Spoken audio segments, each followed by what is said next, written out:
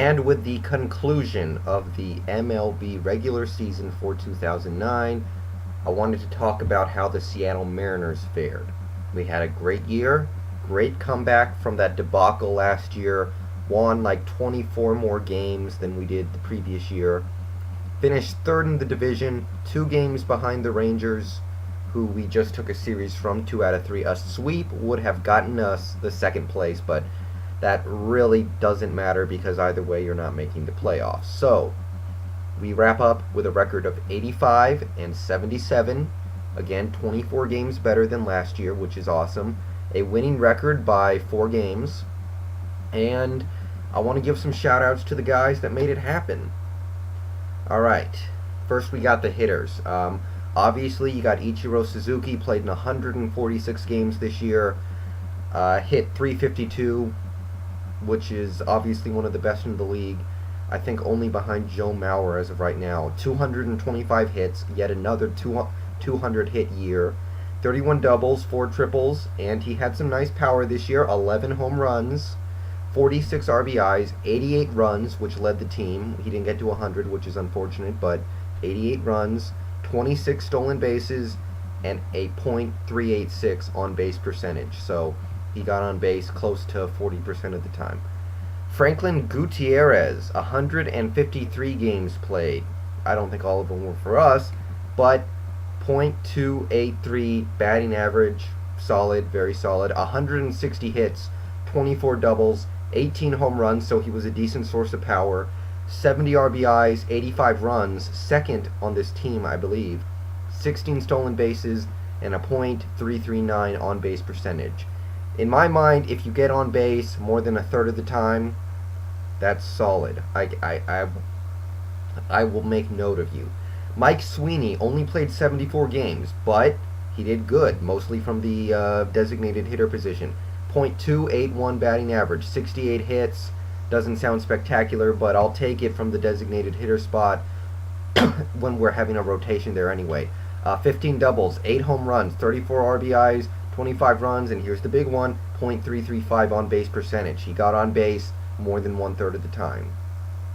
And finally, Adrian Beltre, only 109 games, but he was still one of the leaders on this team in hits. Adrian Beltre with .268 batting average, which isn't very good, but 165 hits. That's why he's on this list.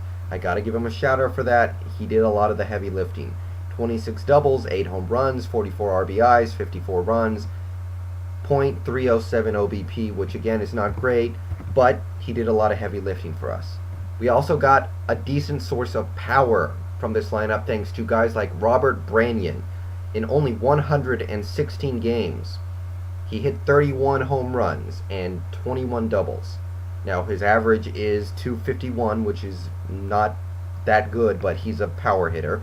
76 RBIs, 64 runs, .347 OBP, which is big to me. Again, if you can get on base that much, you're good in my books, and he got a lot of base on ball opportunities because he is a power hitter. 31 home runs, I like it.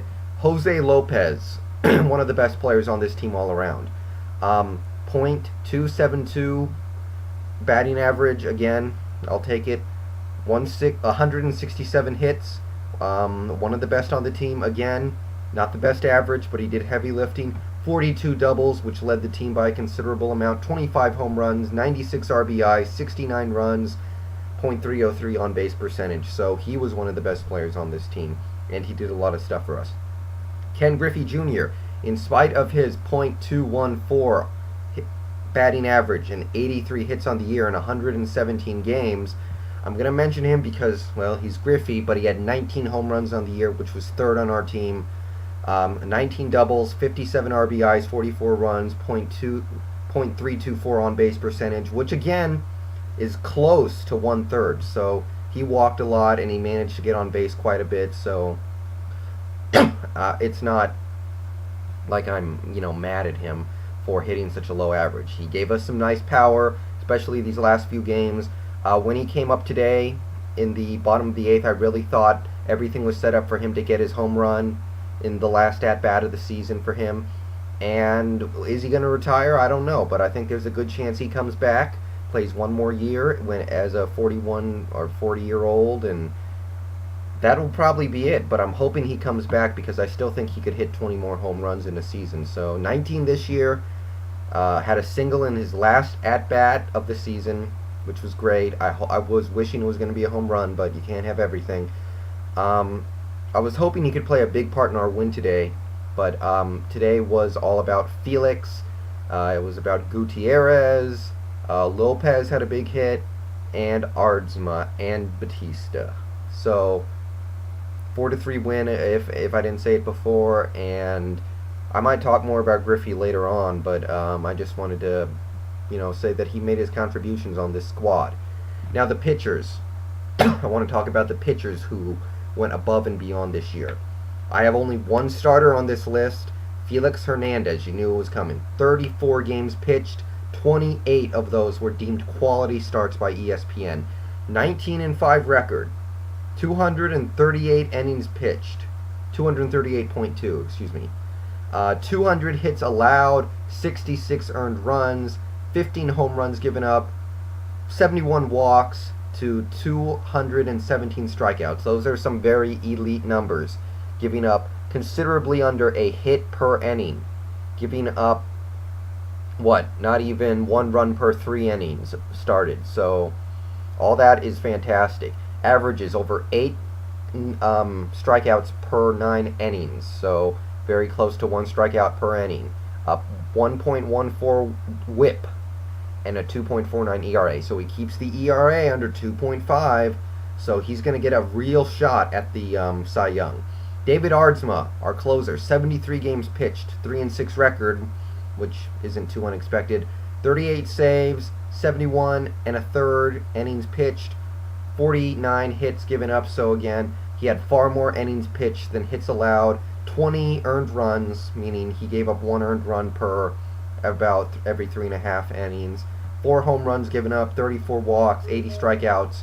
That's 10 strikeouts per 9 innings, which is a fantastic. He walked a few more guys than I would like, but fantastic closer. 1.16 whip, 2.52 ERA, very close behind Felix. So he did an excellent job, and what we did this year comes back a lot to him. I think he only blew 4 save opportunities this year.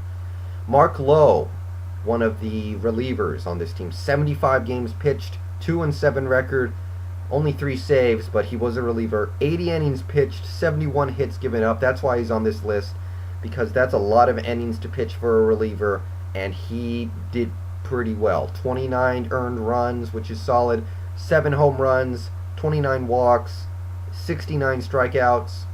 That's only, 7.76 strikeouts per 9 innings, but he did his job out there for the most part. 3.26 ERA, 1.25 whip. And finally, Miguel Batista, 56 games for us. Another reliever, 7-4 record, so he actually got to take over in a lot of games where we were behind and jumped ahead. 71.1 innings pitched, 79 hits given up, which is quite a bit, but it's certainly salvageable. 32 earned runs, 7 home runs, 39 walks, 52 strikeouts, 6.56 Ks per 9 innings, 1.65 whip, 4.04 ERA. Those are decent numbers. A nice reliever to have behind Mark Lowe. So we had a nice bullpen this year, particularly Mark Lowe, Miguel Batista, David Aardsma. Those guys brought it. Beyond that, the only other starter that really went above and beyond in my mind was Jared Washburn, who is no longer a member of this team, so I don't got a lot to say there, to be perfectly honest. But he did have an 8-6 record in 20 starts for us, so good job by him. Other than that, we did not have a starting pitcher go over, I don't think, 5 wins. Batista, again, was third on this team in wins. And then you have guys like Jakub Bakusabla. Eric Bedard, who I don't want to give props because he got hurt early on. And, he was 5-3, but didn't really get to show much. RRS, or Ralph Roland Smith, I believe it is, 5-4. Sean Kelly, 5-4. Ian Snell, 5-2. So you kind of see how it worked out. We didn't really have a second pitcher. We had a ton of different guys come in and throw games, and a lot of them actually managed to win a few, and that's how we got to where we are.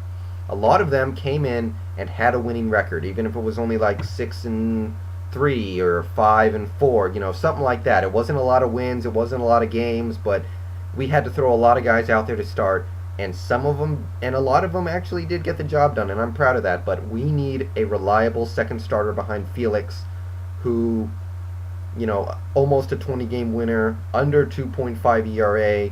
We need a second and likely, hopefully, third, fourth, fifth pitcher that we can rely on throughout the whole year.